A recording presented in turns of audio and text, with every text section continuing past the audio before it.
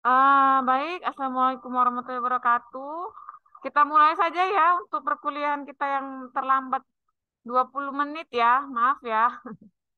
Baik, untuk hari ini mata kuliah untuk perlindungan anak kita akan bentar ya, memulai pada tema baru ya, tentang hak restitusi ya. Jadi hak restitusi terhadap korban anak gitu. Walaupun hanya 4 orang ya mahasiswa yang hadir, tapi tidak jadi masalah ya.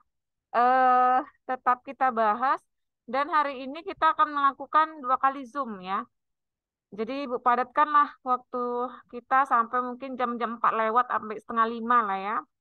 Baik, untuk hak restitusi terhadap anak ya, ini memang sudah dijamin atau sudah diatur ya di dalam pastinya di dalam Undang-Undang LPSK ya. Kemudian hak restitusi anak juga diatur di dalam Undang-Undang Perlindungan Anak itu sendiri. Kemudian di dalam KUHP ya, KUHP kita juga mengatur tentang ganti kerugian ya atau hak restitusi. Kemudian juga ada di dalam peraturan pemerintah ya, PP pemerintah tentang eh, setiap korban anak dapat atau berhak memperoleh hak restitusi berdasarkan PP nomor 43 tahun 2017.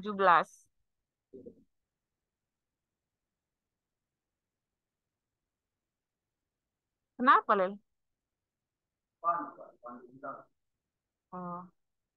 Oke, jadi itu eh, belum siap. Ada di beberapa peraturan perundang-undangan, kemudian juga hak restitusi ini juga ada di dalam Undang-Undang Perdagangan Orang, Undang-Undang 21 2007 dan ada juga di dalam Undang-Undang Tindak Pidana Terorisme ya.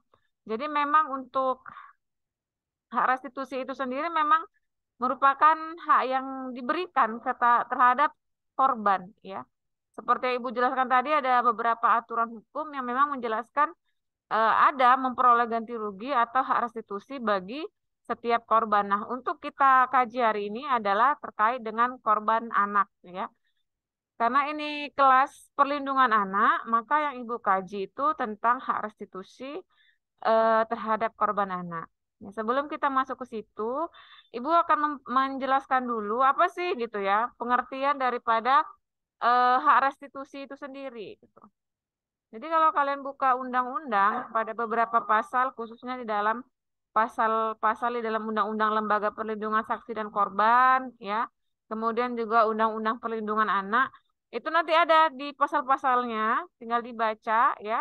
Kalau dia di dalam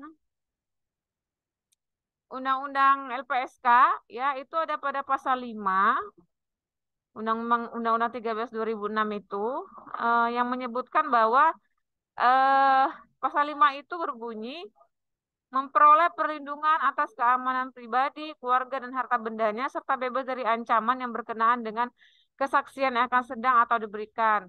Ikut serta dalam proses memilih dan menentukan bentuk perlindungan dan dukungan keamanan. Dan seterusnya ya, sampai dia huruf M. Jadi itu merupakan salah satu bentuk restitusi atau pemberian hak ya, pemberian hak, pemberian sesuatu yang diperlukan lah untuk JC ya, kalau dia lembaga apa JC Justice Collaborator atau dia juga korban gitu ya.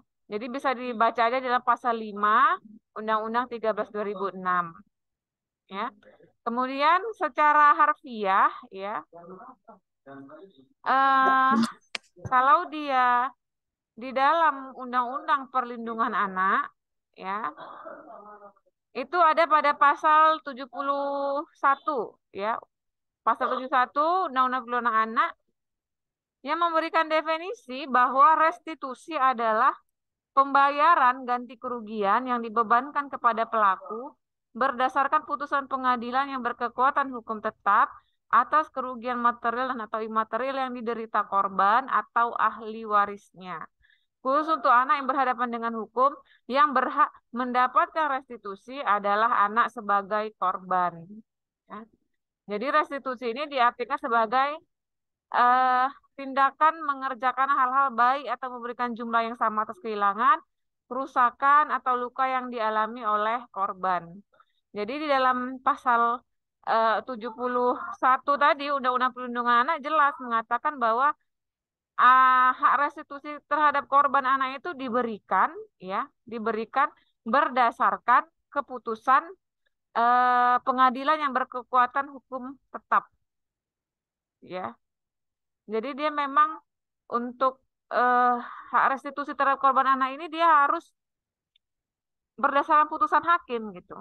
Hakim yang memutus apakah atau berapa jumlah yang akan diterima oleh anak, apa-apa saja hak restitusi yang diberikan terhadap anak sebagai korban gitu. Akan tetapi memang hak restitusi ini secara proses itu tidak bisa langsung diputus hakim, harus ada permohonan ya.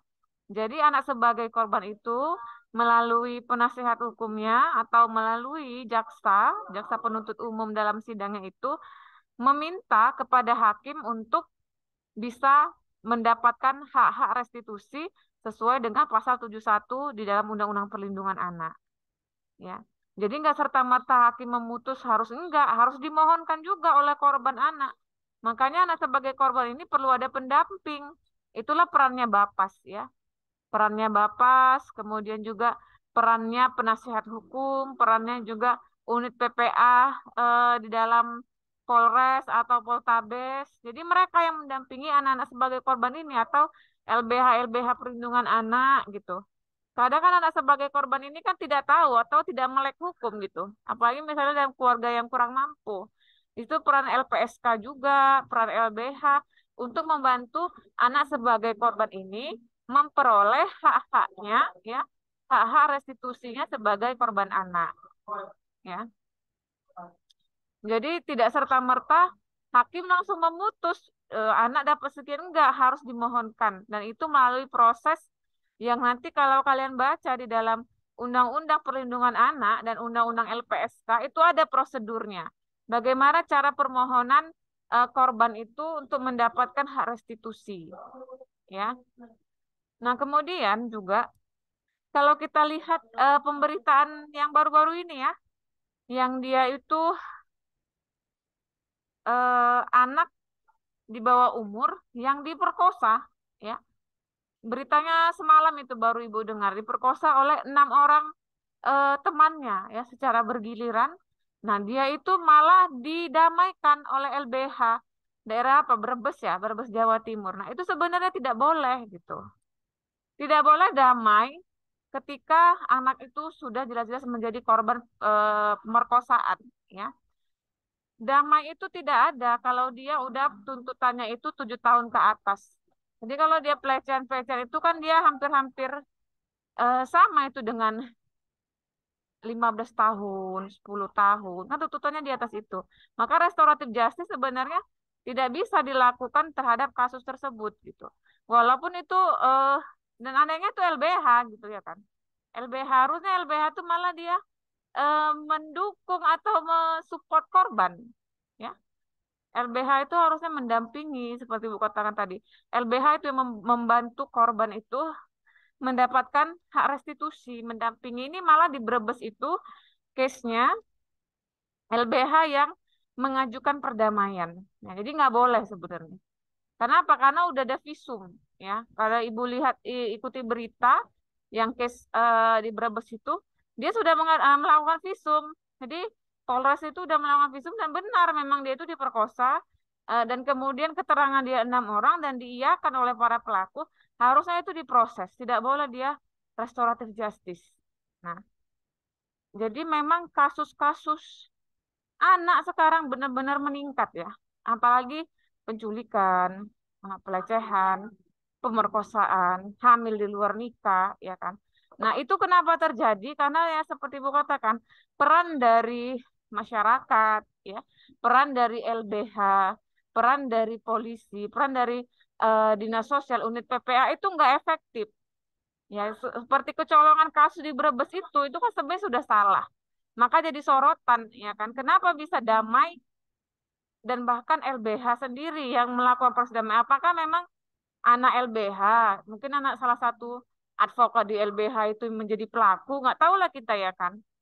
Kenapa bisa malah LBH yang harusnya memperjuangkan hak-hak korban, malah dia yang melakukan perdamaian dan disorot gitu. Untungnya dinas sosial atau unit PPA Kota Brebes ini eh, ya dimintai keterangan lah kenapa bisa seperti ini gitu. Nah, untungnya itu tidak diproses ya. Artinya karena itu menjadi kasus sorotan publik, maka pelaku itu tetap ditahan. Walaupun pelakunya juga anak di bawah umur ya. Rata-rata itu usia 17 dan 16 tahun. Makanya ibu, wah, kenapa bisa begini gitu. Anaknya korban ya, pelakunya juga masih kok anak di bawah umur 17 tahun ke bawah. Hanya satu orang yang usianya itu di atas 17, 18 atau 19 tahun gitu. Nah, jadi eh, hak restitusi sekali lagi Ibu katakan itu harus melalui proses permohonan ya yang dilakukan atau dibantu oleh LBH, dibantu oleh LPSK atau Bapas atau bahkan unit PPA di Polres dan Poltabes itu membantu gitu untuk hak restitusi karena korban anak ini kan dia sudah trauma ya, keluarganya juga mungkin shock, nggak ngerti lagi gitu tentang ini. Jadi memang em, peran-peran institusi atau badan-badan yang memang menangani kasus anak ini serius seperti itu agar tidak terjadi hal seperti ini.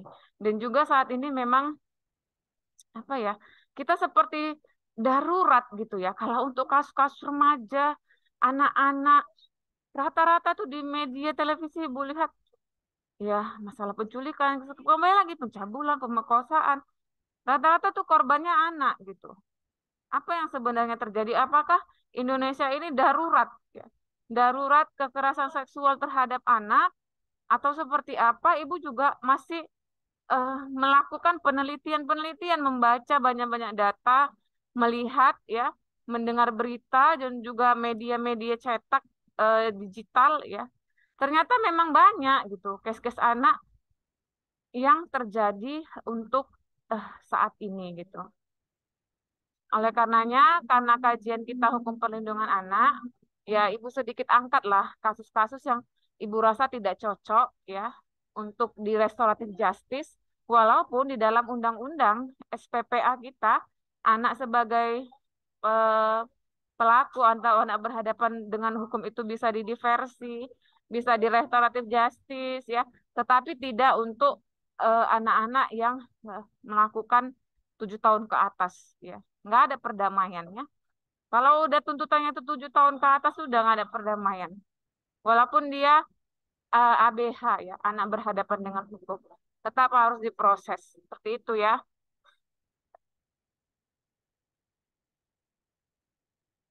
Oke, kita kembali kepada hak restitusi ya.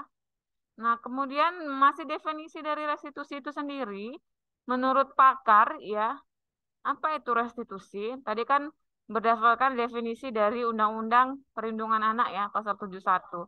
Nah, menurut para pakar, apa itu restitusi? Restitusi itu eh, merupakan suatu syarat dijatuhkannya pidana percobaan membolehkan pengadilan untuk mengelak dari menjatuhkan pidana yang berat.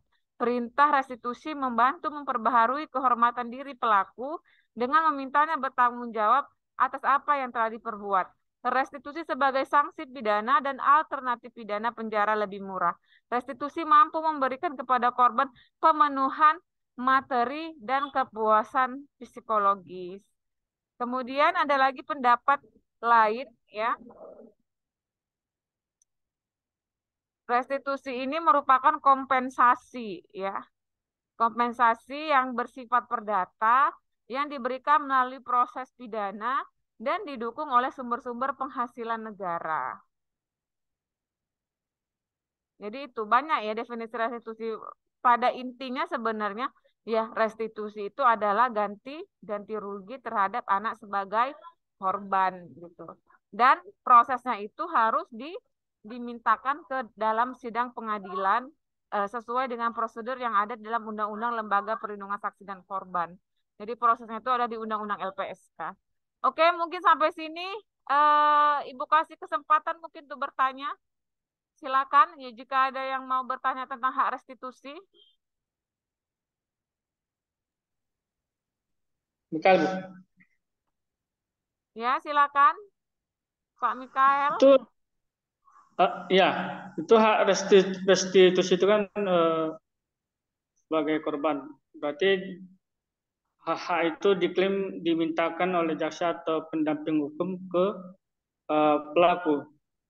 Sekiranya setelah pada korban eh, seperti yang terdahulu terorisme itu dimintakan kepada siapa, Bu? Korban hak restitusinya dimintakan kepada siapa gitu pertanyaannya. Kalau dia pelaku-pelaku yang ada pelakunya apa namanya ada kan bisa dimintakan kepada si pelaku. Sementara kalau seperti yang membunuh diri terorisme, nah itu sama siapa dimintakan, Bu? Undang-undang apa? Terorisme. Diminta siapa itu diklaim sama siapa itu hak restitusi tadi, Bu, atau kompensasi tadi? Ya pastinya klaimnya terhadap pelaku lah ya. Jadi permohonan itu dibuat oleh korban bersama tadi ya pendamping-pendamping apakah Bapas, apakah penasihat hukum dimohonkan di dalam persidangan tersebut kepada hakim. Jadi dia bisa masuk juga dalam tuntutan jaksa gitu. Tetapi prosesnya harus ada gitu. Nah, kemudian nanti hakim yang memberi putusan. Makanya kan tadi hak restitusi dalam pasal 71 Undang-Undang Perlindungan Anak itu dia harus memperoleh kekuatan hukum yang tetap dari pengadilan. Hakim yang memutus si korban ini mendapatkan apa gitu. Kan tidak selalu materi ya. Misalnya seperti kasus yang santriwati itu ya, yang daerah Bandung itu yang banyak itu diperkosa sampai punya anak ya kan. Nah itu apa restitusi yang diberikan oleh hakim? Yaitu mereka memperoleh pendidikan, dijamin pendidikannya sampai ke tingkat universitas. Nah, itu dari siapa dananya, Bu? Pasti diambil lah dari aset-aset si pelaku, ya. Kalau tidak dipenuhi juga, misalnya tidak cukup aset pelaku ini, maka negara harus memberikan itu, gitu. Harus memberikan bantuan, khususnya mungkin apakah dari bantuan dari dinas sosial, atau dari pemerintah kotanya, atau dari Kementerian Keuangan langsung, gitu. Jadi berdasarkan putusan pengadilan pastinya yang awal itu adalah dari si pelaku gitu. Tetapi kalau pelaku tidak sanggup ya, tidak asetnya tidak mencukupi atau bahkan si pelaku juga adalah orang yang tidak mampu ya kan, negara yang memberikan jaminan itu gitu. Makanya sebenarnya beban negara ini juga berat ya. Kenapa? Karena memang berdasarkan konstitusi kita kan anak yatim, orang-orang terlantar, dan bahkan juga masuk gitu. Korban-korban yang berdasarkan keputusan hakim yang tetap ini harus dia diberikan jaminan oleh negara. Jadi seperti itu ya, Mikael ya. Terima kasih. Ya oke. Baik ya, mungkin untuk sesi pertama ini Ibu padakan dulu ya. Pak Iha mana ya? Jadi untuk sesi pertama ini Ibu padakan dulu, kita lanjut nanti sesi kedua, masih bahas tentang hak restitusi atau Ibu lihat tema lain ya. Mungkin kisaran 5 menit lagi Ibu akan kirim file Zoom yang kedua.